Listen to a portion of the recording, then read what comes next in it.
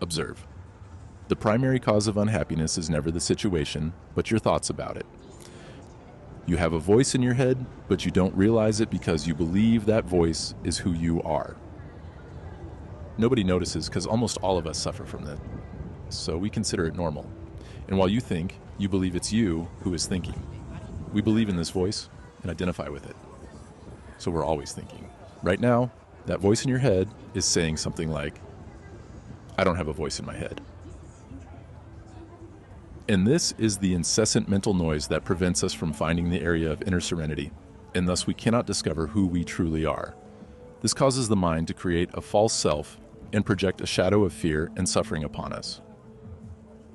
The compulsive thinker, which is almost everyone, lives in a world populated by conflicts and problems, therefore imbalance. Thinking has become a disease. When used correctly, the mind is a magnificent instrument. However, when we use it incorrectly, it becomes destructive. For example, there's nothing wrong with the division and multiplication of cells in the human body. But when this process happens without taking into account the organism as a whole, the cells proliferate and we have disease. To be even more precise, it's not you who uses your mind incorrectly. In general, you simply don't use the mind. It uses you. And that's the disease. If you believe you are your mind, you believe you are your thoughts. It's a delusion. An instrument has taken possession of you. Understand. Can you get rid of your mind when you want? Have you ever found the button that turns it off? If not, it's because the mind is using you. The fact is that we are so identified with it that we don't even realize we are its slaves. You are not your mind. If someone goes to the doctor and says, all right, I hear a voice inside my head, they will probably be referred to a psychiatrist. In one way or another, practically everyone hears a voice or several voices inside their head all the time.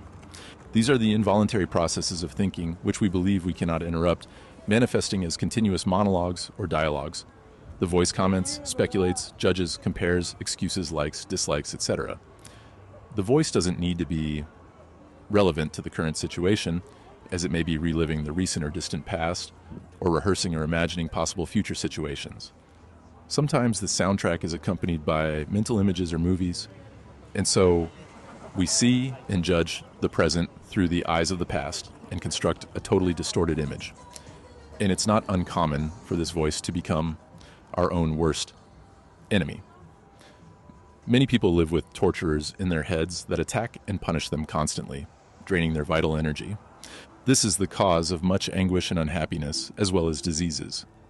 The good news is that we can free ourselves from our minds. This is the only true liberation. Take the first step at this moment. Start paying attention to what the voice says, and especially to the repetitive patterns of thought. Those old soundtracks you've been listening to inside your head for years. Freedom begins when we realize that we are not the dominating entity, the thinker. Knowing this allows us to observe the entity. Be an observer of your thoughts. If you are below thinking, if you hear everything about the mental noise, you are consciousness disguised as a person. In the moment we begin to observe the thinker, we activate a higher level of consciousness. We then begin to realize that there is a vast area of intelligence beyond thought. And this is just a small aspect of intelligence. We also realize that all truly important things, such as beauty, love, creativity, joy, and inner peace, arise from a point beyond the mind. This is when we begin to wake up. Just observe and listen to the voice inside your head. Be present there as a witness. Be impartial when listening to that voice. Don't judge anything. And don't judge the content you hear, because doing so would mean that the same voice has just come back through the back door, and you will soon realize there's the voice, and here I am listening, observing it. Feeling one's own presence is not a thought. It's something that arises from a point beyond the mind. Thus, when hearing a thought, it means you are aware not only of the thought, but of yourself as a witness to the thought. This happens because a new dimension of consciousness has just emerged. When you hear the thought, you feel a conscious presence that is your deepest inner self behind the thought. The thought then loses the power it exerts over you and quickly moves away. What matters is that the mind is no longer receiving the energy generated by your identification with it. This is the beginning of the end of involuntary or compulsive thinking. When a thought moves away, we perceive an interruption in the mental flow, a space of empty mind. At first, these spaces are short, perhaps only a few seconds, but gradually they become longer. And when these spaces happen, we feel a certain serenity, an inner peace. It's the beginning of the natural state of feeling in unity with being, normally covered by the mind. And this is not a selfish state, but a state of generosity. With practice, the feeling of peace and serenity will intensify.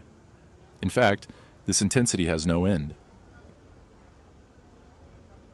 You will feel a subtle emanation of joy springing from within, the joy of being. It's in this state of inner connection that we become very alert. We are fully present. And as we penetrate more deeply into this area of empty mind, we begin to perceive the state of pure consciousness. It's in this state that we feel our own presence with such intensity and joy that thoughts, emotions, our body, the outer world, everything becomes insignificant compared to it. Another possible method, besides observing the thinker, is to create a space in the mind's flow by directing the focus of our attention entirely to the now and becoming aware of this present moment, here and now.